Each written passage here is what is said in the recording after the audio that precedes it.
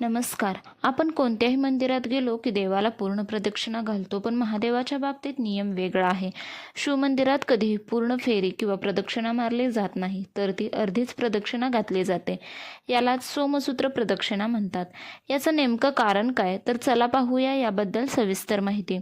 शिवाच्या पिंडीतून जिथून अभिषेकाचे पाणी बाहेर येते त्याला निर्मली किंवा सोमसूत्र म्हणतात. असे मानले जाते की शिवावर झालेला अभिषेक हा अत्यंत ऊर्जावान असतो. ही निर्मली म्हणजे शिवाची शक्ती मानली जाते. शास्त्रानुसार ही निर्मली ओलांडणे अशुभ मानले जाते. जेव्हा आपण ही जागा ओलांडतो तेव्हा आपल्या शरीरात त्या ऊर्जेचा तीव्र दाब सहन होत नाही, त्यामुळे शारीरिक आणि मानसिक त्रास होऊ शकतो. पौराणिक कथेनुसार एकदा गंधर्व आणि देवतांनी शिवाची पूर्ण प्रदक्षिणा करण्याचा प्रयत्न केला. तेव्हा मात्र त्यांनी सोमसूत्र ओलांडले. तेव्हा त्यांना महादेवाच्या क्रोधाचा आणि ऊर्जेचा सामना करावा लागला. तेव्हापासून अर्धप्रदक्षिणेचा नियम रूढ झाला. वैज्ञानिक दृष्टिकोनातून पाहिले तर महादेवाचे शिवलिंग हे ऊर्जेचे प्रतीक मानले जाते. शिवलिंगातून सतत लहरी उत्सर्जित होत असतात.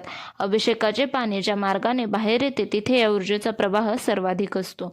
जर आपण ती जागा ओलांडली तर आपल्या पायावाटे ती ऊर्जा शरीरात शिरते, जी सामान्य माणसाला सहन होण्यापलीकडे असते. त्यामुळे पायांच्या नसांवर आणि प्रजनन क्षमतेवर परिणाम होऊ शकतो, असे काही अभ्यासक सांगतात. प्रदक्षिणा घालण्याची योग्य पद्धत पाहूया. प्रदक्षिणा नेहमी डाव्या बाजूने सुरू करावी. जिथे पाणी बाहेर येते म्हणजे निर्मली, तिथे थांबून नमस्कार करावा. तिथून पुन्हा उलट्या दिशेने मागे फिरावे आणि दुसऱ्या टोकापर्यंत दुसऱ्या बाजूच्या निर्मलीपर्यंत जावे. यालाच चंद्रप्रदक्षिणा किंवा सोमसूत्री प्रदक्षिणा म्हणतात. हिंदू धर्मग्रंथानुसार सोमसूत्र ओलांडल्याने पुण्य क्षीण होते असे मानले जाते की सोमसूत्रावर चंड नावाच्या शिवगणाचा अधिकार असतो. जेव्हा आपण ते ओलांडतो तेव्हा आपल्या पुण्यातील काही अंश त्या गणाकडे जातो. या प्रदक्षिणेला सोमसूत्री का म्हणतात? सोम म्हणजे चंद्र. चंद्राची कला जशी वाढते किंवा कमी होते त्याचप्रमाणे ही प्रदक्षिणा असते. जसे आपण चंद्राला पूर्ण प्रदक्षिणा घालू शकत नाही, तसेच शिवाच्या या शीतल तेजस्वी प्रवाहाला आपण पूर्ण वेढा घालू शकत नाही. काही अपवाद जेथे पूर्ण प्रदक्षिणा घालतात. जर मंदिरातील सोमसूत्र पाणी जाण्याची जागा जमिनीच्या आतून जात असेल आणि वरून दिसत नसेल तर तिथे पूर्ण प्रदक्षिणा घातली जाते. शिवपुराणानुसार महादेव हे आद्य आणि अनंत म्हणजे सुरुवात आणि ज्याचा शेवट नाही असे आहेत. शिवलिंगाची अर्धी प्रदक्षिणा ही दर्शवते की मानवी बुद्धीने परमेश्वराला पूर्णपणे जाणून घेणे किंवा त्याला वेढा घालणे अशक्य आहे.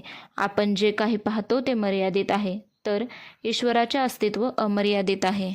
तर या आजच्या व्हिडिओमध्ये आपण पाहिले की महादेवाला पूर्ण प्रदक्षिणा का घातली जात नाही. हे ठराविक लोकांना माहीत असेल, ठराविक लोकांना माहीत नसेल. जर नव्याने तुम्हाला माहिती समजली असेल आणि व्हिडिओ आवडला असेल तर प्लीज चॅनलला लाईक, शेअर अँड सबस्क्राईब करा. तसेच व्हिडिओ पाहिल्याबद्दल धन्यवाद.